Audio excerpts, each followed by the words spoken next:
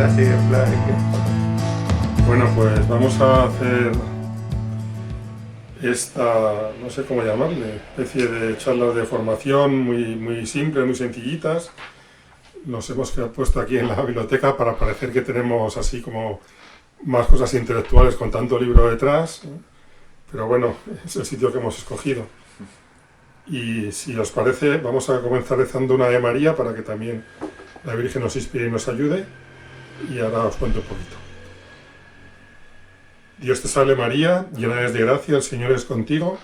Bendita tú eres entre todas las mujeres y bendito es el fruto de tu vientre Jesús.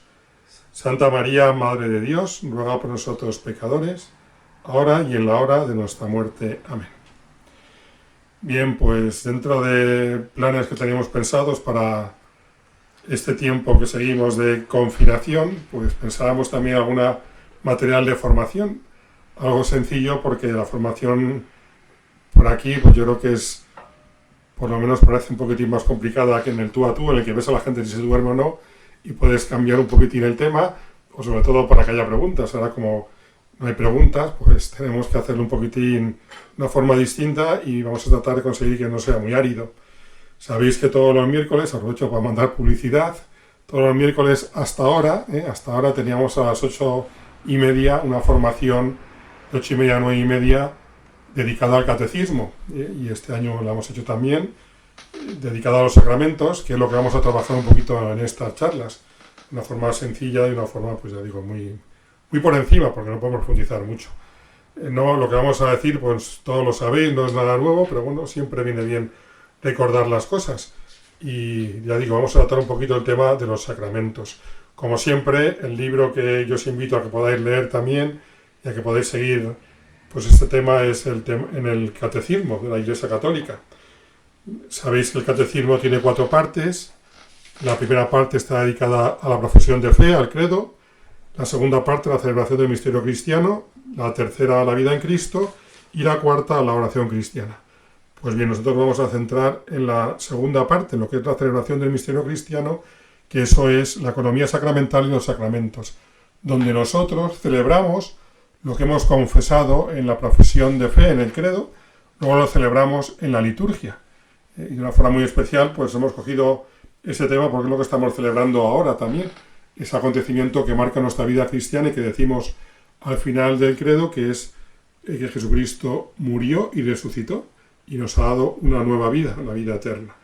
Esa nueva vida y esa actuación de Cristo la celebramos sacramentalmente a través de los sacramentos.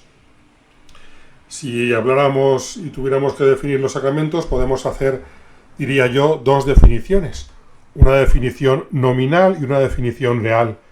La nominal dice: la palabra latina sacramentum significa etimológicamente algo que santifica, res sacram, y equivale en griego a la voz misterio, cosa sacra, oculta o secreta.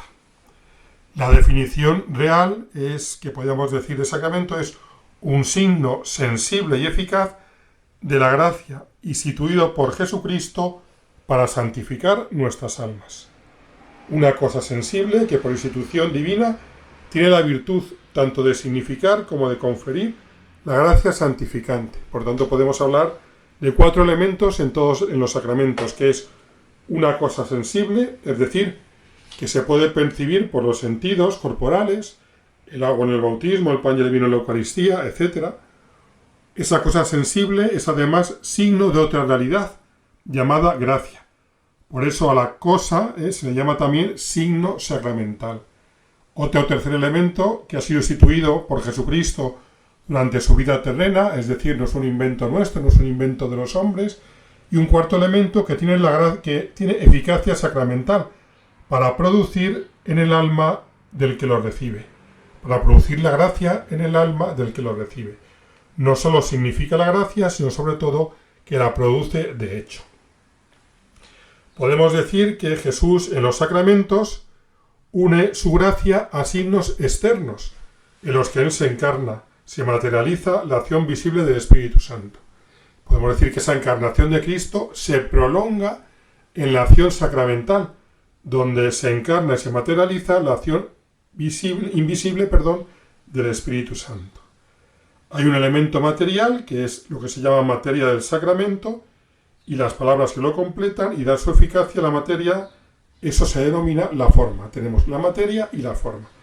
La materia es esa materia del sacramento, por ejemplo, el agua en el bautismo, y luego están las palabras que lo completan y dan su eficacia, que es la forma. En el caso del bautismo, lo veremos ahora, es el yo te bautizo en el nombre del Padre, del Hijo y del Espíritu Santo. Tenemos así pues un signo externo de la gracia y materia y forma, y a su vez la gracia conferida. La materia y la forma constituyen en la esencia del sacramento y no pueden variarse o modificarse, pues fueron determinadas por institución divina. El sacramento es también un símbolo, un signo puesto que representa sensiblemente una realidad misteriosa, pero es un símbolo de otro orden, instituido por Cristo, que tiene la tremenda fuerza de contener realmente lo que significa.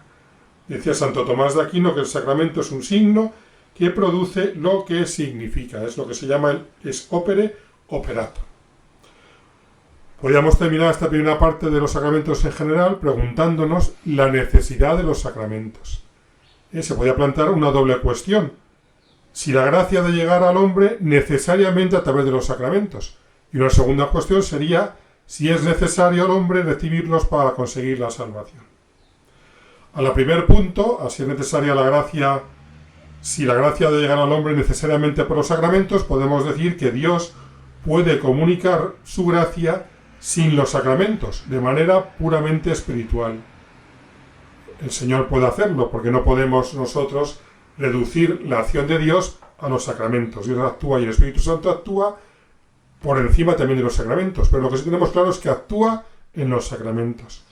Y por lo que respuesta a la segunda cuestión, si es necesario al hombre recibirlos para conseguir la salvación, hay que decir que no todos los sacramentos son necesarios para cada persona, no todos los sacramentos. Pero como Cristo vinculó a ellos la comunicación de la gracia y por tanto la consecución de la vida eterna, todos los hombres tienen necesidad de algunos de ellos para salvarse.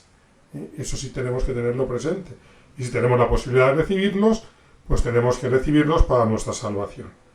Para todos es absolutamente necesario recibir el bautismo, y para quienes han pecado mortalmente después de bautizarse, es imprescindible también recibir el sacramento de la penitencia o de la reconciliación. La recepción de la Eucaristía se precisa además para aquellos bautizados que han llegado al uso de razón. Esto es lo que dice la teología sobre la necesidad de recibir los sacramentos para conseguir la salvación.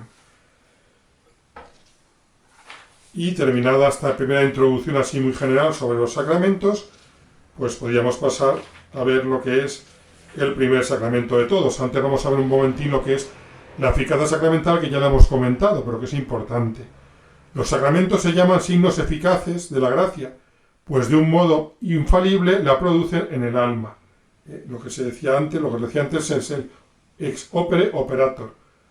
Quiere decir textualmente por la obra realizada. ¿Qué significa esto para entenderlo fácilmente?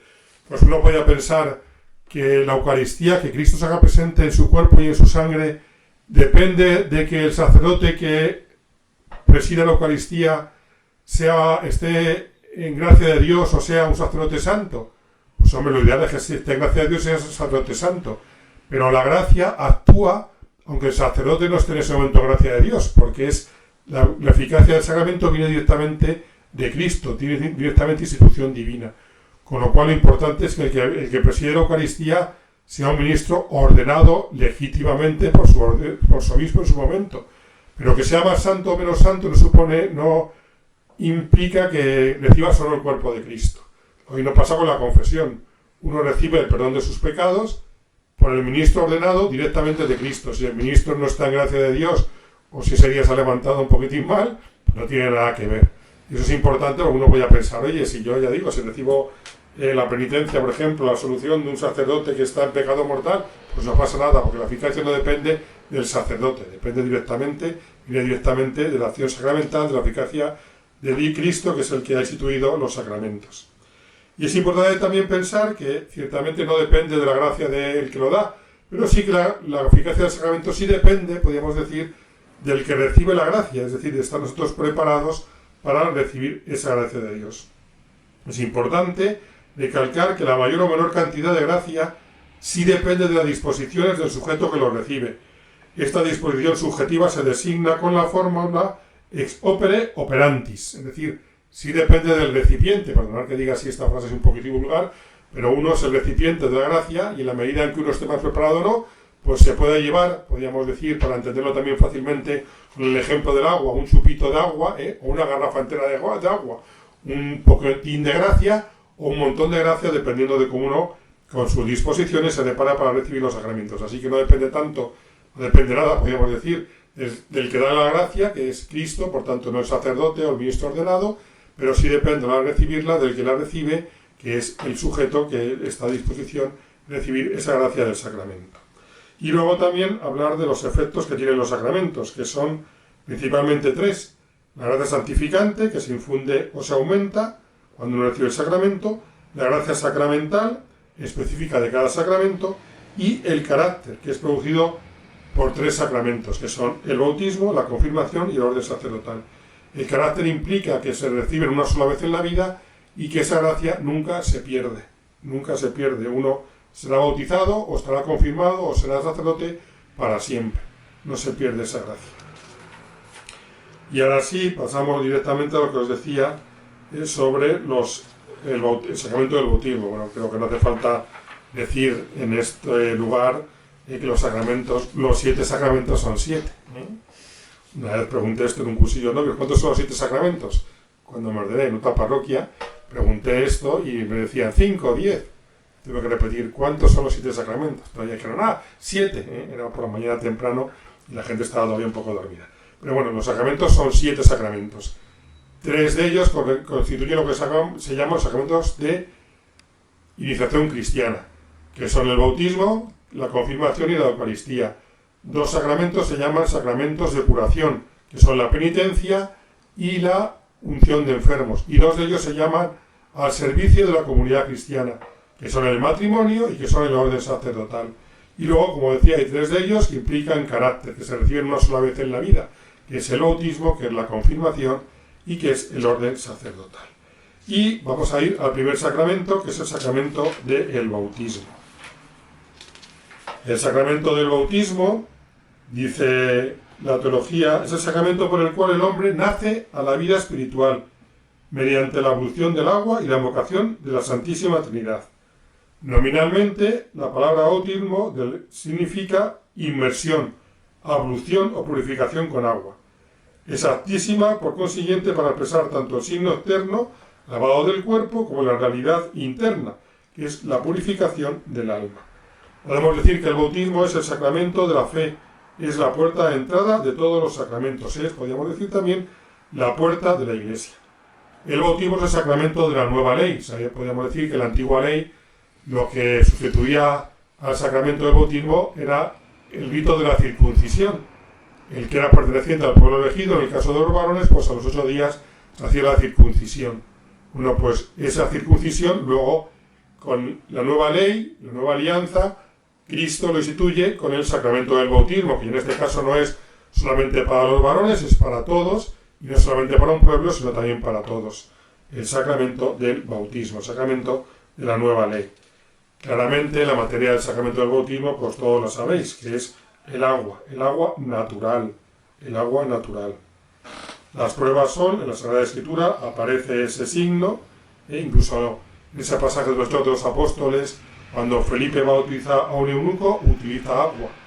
Aparte de que todos sabemos el rito, cuando Jesucristo es bautizado en las aguas del río Jordán, con un bautismo que todo sea purificación, que es el bautismo de Juan. Pero luego el rito del bautismo continúa en la Iglesia, pues también con el agua. Y el magisterio de la Iglesia lo definió de forma solemne en el Concilio de Trento. Si alguno dijere que el agua verdadera y natural no es necesaria para el bautismo, pues termina con esa frase entonces que sea anatema. Esa frase que ya habitualmente no se suele decir, ¿verdad? Entonces, la materia del bautismo, pues todos sabemos que es el agua. Es lo mismo que es agua del Jordán, o agua de Lourdes, o agua de Fátima, o agua del canal de Isabel II. Lo importante es que sea agua y que se bendice en el momento del bautismo. Habitualmente, en el tiempo de Pascua, el agua se bautiza en la vigilia pascual, que esto no hemos podido bautizarla, y con ese agua, si se puede, se hacen todos los bautizos. Cuando ese agua no se puede porque se evapora o porque la gente se lleva, pues se vuelve a bautizar agua, bendecir agua, perdón. pero es el agua el que se bendice para la materia del bautismo. Y luego la forma, pues es las palabras del que la administra, que acompañan el momento de echar el agua, que son: yo te bautizo en el nombre del Padre, y del Hijo, y del Espíritu Santo. Podemos decir que esta fórmula expresa las 5 cosas esenciales: la persona que bautiza, el ministro, yo; la persona bautizada, el te, que sería el tú, el sujeto, yo te; la acción del bautismo, el lavado, bautizo, yo te bautizo; la unidad de la diversa naturaleza en el nombre del Padre, en singular, no en los nombres, sino en el nombre del Padre; la distinción de las 3 personas divinas, del Hijo y del Espíritu Santo. Yo te bautizo en el nombre Padre, Hijo y Espíritu Santo. Y luego tenemos los efectos del bautismo, que son la justificación. ¿Qué es la justificación? Pues es la remisión del pecado original y el pecado personal en el caso de los adultos. La remisión de todos los pecados personales, sean mortales o veniales. Y luego también la santificación interna, por la fusión de la gracia santificante. El siguiente efecto del bautismo es la gracia sacramental que recibimos del bautismo. Esta gracia sacramental luego también se completa en el caso del bautismo con el carácter bautismal. El carácter del bautismo, que os decía antes que no podemos decir más que una vez en la vida, nos incorpora a Cristo, incorpora al bautizado al cuerpo místico de Cristo, que es la Iglesia. Nos hace también participar del sacerdocio de Cristo, lo que se llama sacerdocio común de los fieles, y ese sacerdocio de Cristo y ese sacerdocio común de los fieles tiene como una participación doble. Por un lado, es una participación activa que nos permite a ti y a mí santificar todo lo que hacemos, todas las realidades temporales y el ejercicio también del apostolado, y luego podríamos decir, una participación más pasiva, que nos faculta para poder recibir el resto de los sacramentos. El recibir por el carácter bautismal el sacramento del bautismo nos permite que todo lo que hagamos nosotros pueda ser medio de santificación y a su vez poder tener derecho al resto de los sacramentos, que nos permite también alimentar esa gracia bautismal. Y luego, como os decía antes también, en este caso, aparte de recibir el perdón de los pecados, recibimos también la remisión de las penas debidas por los pecados. ¿Es necesario recibir el sacramento del bautismo para salvarse? Lo decíamos antes. Si uno puede, es absolutamente necesario recibir el sacramento del bautismo para salvarse. El que creyere y sea bautizado se salvará, dice el Señor en Marcos 16:16. La razón teológica es clara. Sin incorporarnos a Cristo, uno no puede no puede salvarse, ya que Cristo es el único que nos salva. Por tanto, sin incorporarse a Cristo por el bautismo, uno no podría salvarse. Ahora bien, si uno no puede tener ese remedio para poder salvarse, que es el bautismo, pues ciertamente la salvación puede ser suplida en casos extraordinarios, cuando sin culpa propia no se puede recibir el bautismo de agua. Y también aquí podemos hablar de otro tipo de bautismo que también nos ayudan a salvarnos, que son el bautismo de deseo, cuando uno quiere ser bautizado pero no puede serlo, o el bautismo de sangre, que es el martirio, de aquella persona que da su vida por Cristo y por la fe, incluso aunque no esté bautizado. Pero fijaros en la importancia tan grande que tiene el bautismo.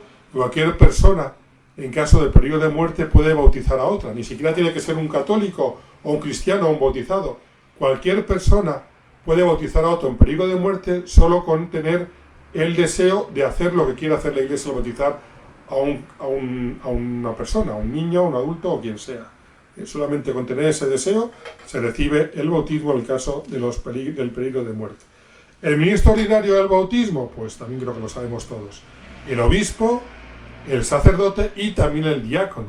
También Carlos puede bautizar y de hecho ya ha bautizado a bastantes en la parroquia. ¿Y quién puede recibir el bautismo? El sujeto. Pues los adultos, todos los adultos que no estén bautizados pueden ser bautizados, pueden recibir el sacramento del bautismo. ¿Qué se necesita para que un adulto pueda recibir el bautismo?